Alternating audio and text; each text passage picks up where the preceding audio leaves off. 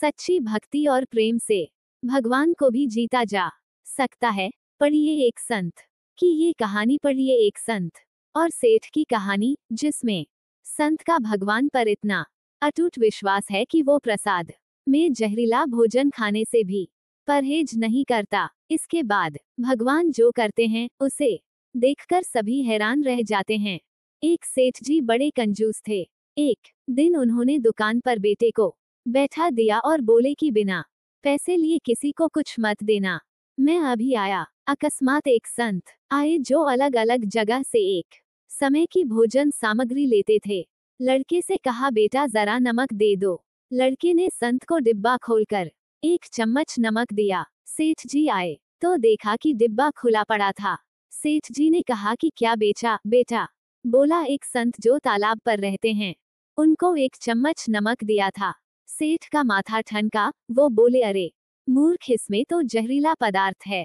अब सेठ जी भागकर संत के पास गए। तब तक संत भोजन बनाकर भगवान का भोग लगाकर खाने की थाली लेकर बैठ चुके थे।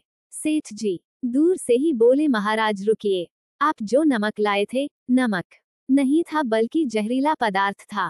कृपा करके आप ये भोजन न करें। संत जी बोले, भाई हम तो प्रसाद लेंगे ही, क्योंकि भोग लगा दिया है। भोग लगाकर भोजन छोड़ नहीं सकते। अगर भोग नहीं लगता तो भोजन बेशक छोड़ देते। ये कहकर संत ने भोजन को प्रसाद समझकर खाना शुरू कर दिया। सेठ जी के होश उड़ गए। वो रात भर वहीं बैठे रहे। सेठ को रह रहकर ये चिंता सता रही थी कि अगर संत को कुछ हो गया तो बड़ी बदनामी होगी। रात में अगर तबीयत बिगड़ी तो कम से कम वैद्य को दिखा देंगे। सोचते सोचते उसे नींद आ गई। सुबह रोज की तरह संत जल्दी उठ गए और नदी में स्नान करने लगे।